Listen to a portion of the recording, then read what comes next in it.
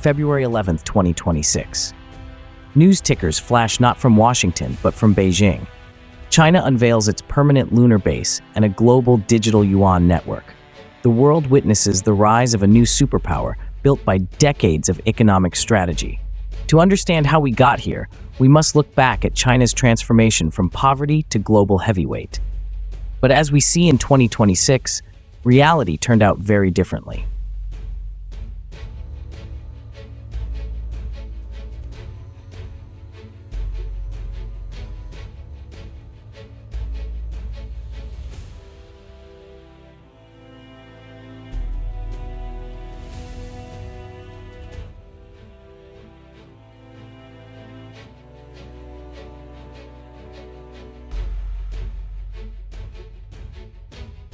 In the Cold War, Nixon's 1972 visit to Beijing shocked the world.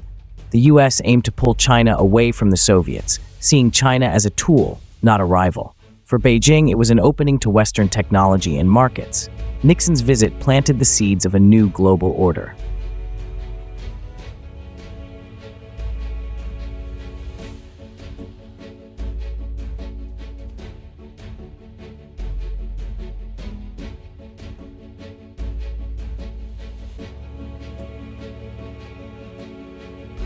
In 1980, the US granted China Most Favored Nation status, opening its market to Chinese goods with low tariffs. Business leaders hoped trade would foster reform, while human rights advocates wanted leverage for change.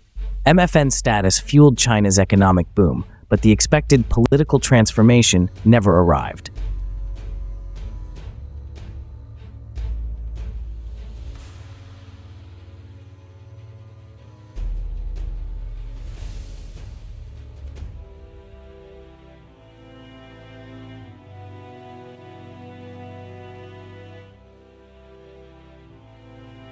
In 2001, China joined the World Trade Organization, a move championed by the US, hoping China would open its markets and play by global rules. Critics warned of job losses, but the promise of access to China's market won out. The economic shock was immediate. Cheap Chinese goods flooded the West, and the world's economic center began to shift.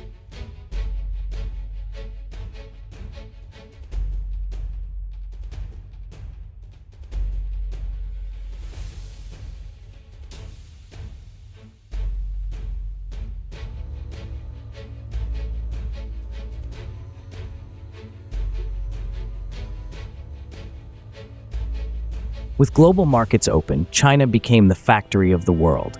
Cities like Shenzhen exploded from fishing villages to megacities, powered by special economic zones and foreign investment. Western companies moved supply chains to China, chasing lower costs and higher profits. This transfer of capital and know-how taught China to make products better, faster, and cheaper. The US wasn't just buying from China, it was teaching China how to compete. Hundreds of millions of Chinese workers left poverty behind. The profits fueled China's next ambitions. The US expected China to remain a low-cost workshop, while America focused on innovation. But Beijing had bigger plans. China studied, learned, and prepared to move up the value chain. The factory of the world was just the beginning. China was ready for the next stage.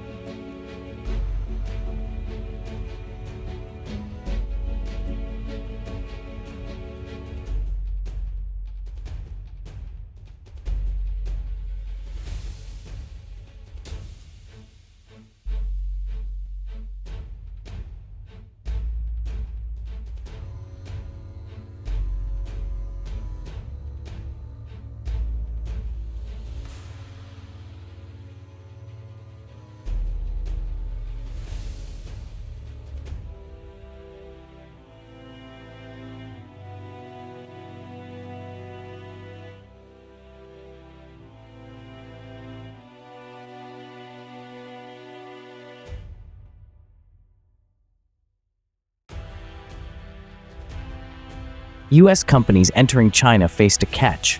Joint ventures with local firms were often required. This opened the door to massive, often forced technology transfers. Eager for market access, American firms handed over blueprints and intellectual property. China sent students to top Western universities, then brought their knowledge home. Industrial espionage and hacking became part of the strategy. China leapfrogged years of R&D by acquiring and improving foreign technology. Former partners became rivals. In sector after sector, high-speed rail, telecom, renewables, Chinese firms emerged as global leaders. The student was becoming the master. The US underestimated the long-term risks. China's technological rise was no accident. It was a calculated, multi-pronged strategy.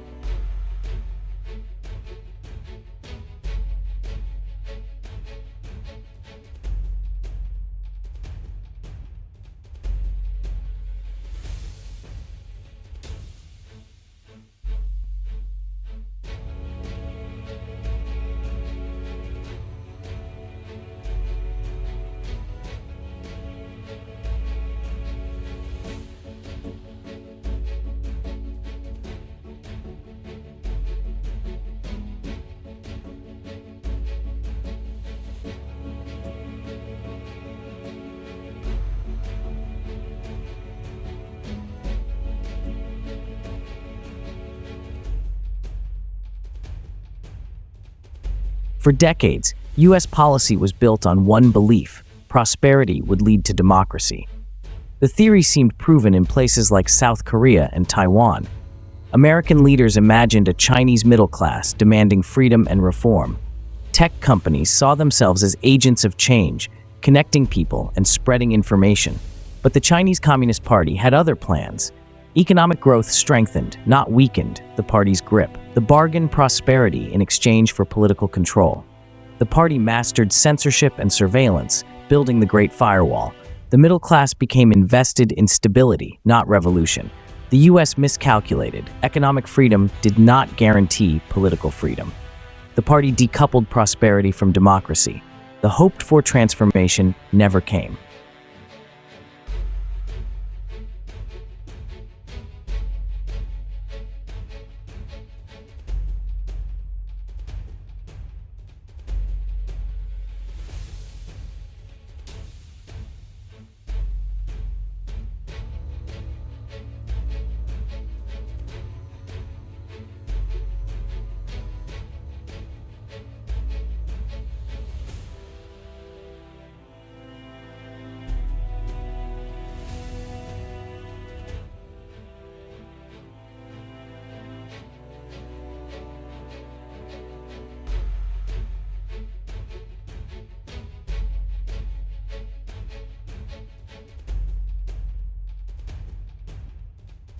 By the mid-2010s, the US-China relationship shifted.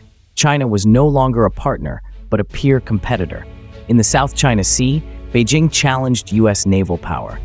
Economically, China launched Made in China 2025, aiming to lead in AI and robotics.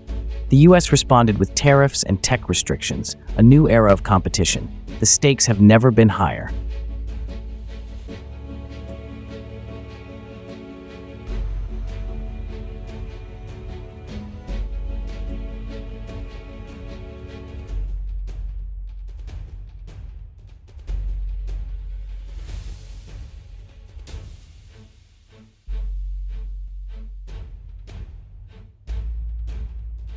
In 2026, China's rise is irreversible.